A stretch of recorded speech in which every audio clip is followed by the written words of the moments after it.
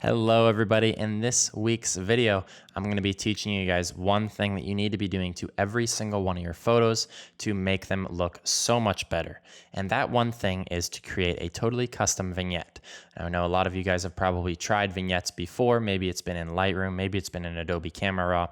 Either way, I'm going to show you guys a much better way to create a vignette that's totally custom to every photo. So maybe you want one side darker than the other, but whatever it may be, this is the best way to create vignettes. I teach my clients these techniques.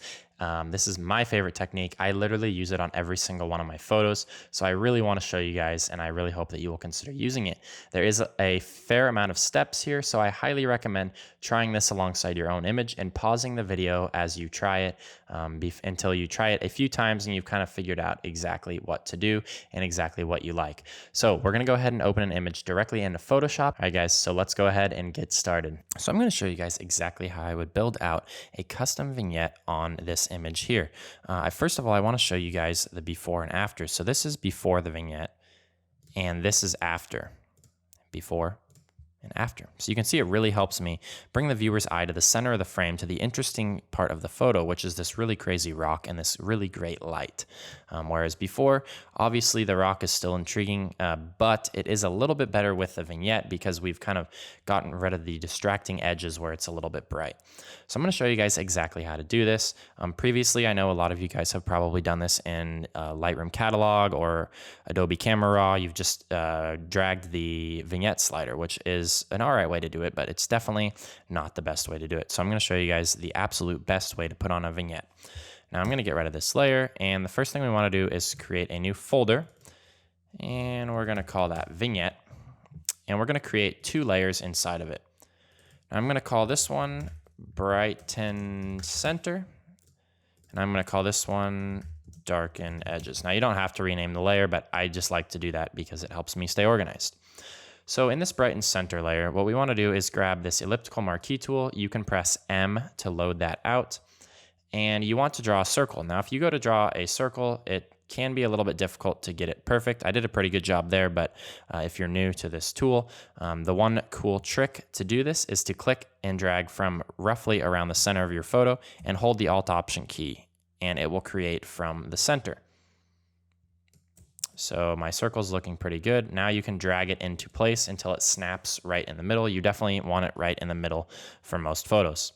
And now what I want to do is go up to select. We're going to go down to modify, and then we're going to go to feather. We're going to feather that by 1000 pixels, and we're going to hit OK. Now I want to go to edit. I want to go to fill, and I want to go to white, and make sure that you leave it on with blending mode normal and opacity 100%. Now we're going to change the blend mode down here to overlay, and I'm going to drop this down to maybe 25%, and I may adjust that later, but we're going to move on to the darken edges now, and then I'll come back and adjust it after I do the darken edges. So we're going to click on darken edges. We're going to go up into select, and we are going to go to inverse, and that is going to make it so that we're selecting outside the circle rather than inside the circle. I'm going to go to edit, down to fill. We're going to fill that with black. I'm going to hit OK. And once again, we're going to go to overlay. Now I'm going to go to select and deselect to get rid of my selection. Now this is where the fun really comes in.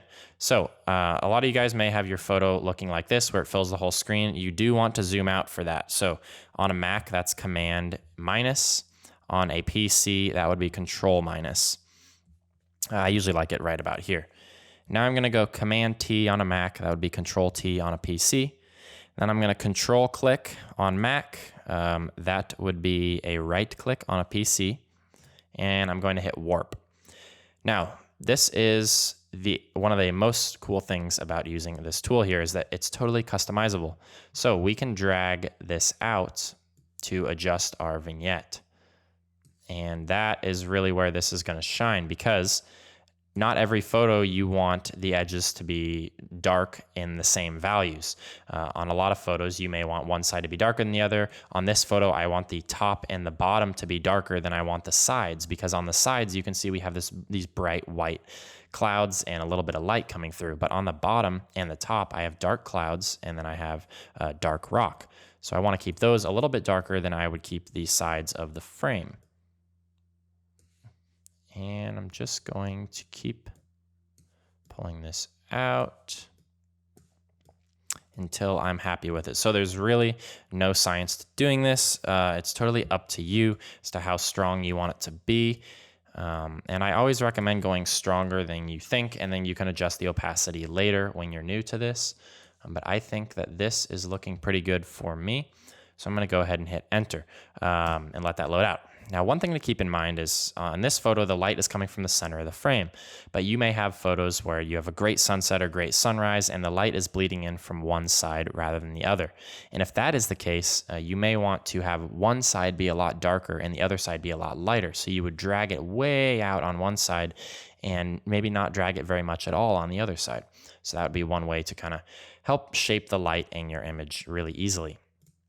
So you can see now when I toggle this, it's looking really nice. And I'll toggle this one as well. I'll toggle them both together. You can see it's already made a huge difference here. Now what I think I want to do here is increase this brighten center opacity to really kind of make things brighter in the middle of the frame.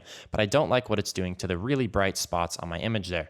So I'm going to use a layer mask and a brush here. I've grabbed my brush tool. Make sure I'm painting black and 10% opacity up there. It looks pretty good. And I'm just going to paint this out a little bit. Now, of course, I could use a luminosity mask for this. So if you know how to use luminosity masks, that can be a great thing to do for this. But I'm not going to get into how to use those in this video right now. So I'm just going to use the brush tool and easily brush it out. And now you can see we are really starting to look good here. So the last thing that sometimes this will do is that by using overlay, you are increasing the saturation of the colors. So if you didn't like that, you could grab the hue saturation and figure out which colors are being increased. So in this image, it's definitely the blues up here and the blues over here. So I'm going to go down to blues and I'm going to decrease the saturation. Now, if you needed to, you could use a layer mask for this. In this image, I don't think I do though. And so that is looking pretty good. So I'm going to close this and toggle the whole effect.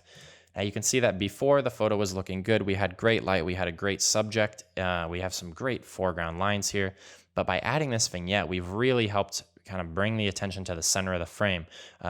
Before, you may get caught on, your eye might get caught over here with all this dirt and these rocks and these lines here, but with this vignette, we've really kind of forced your eye into the center of the frame, the most interesting spot. And we've also darkened the clouds to make it look even stormier and just a really moody image overall, great light. So using this custom vignette absolutely transformed this image. In my opinion, it was the biggest thing that helped this image really look great in the end.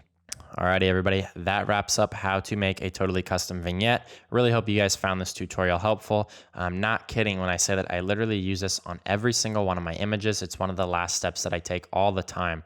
So if you've got a lot of great images, I highly recommend just going back, opening it up, spending 5 minutes and making this super simple change. You guys will really like the way that your images look, and I just can't recommend it enough.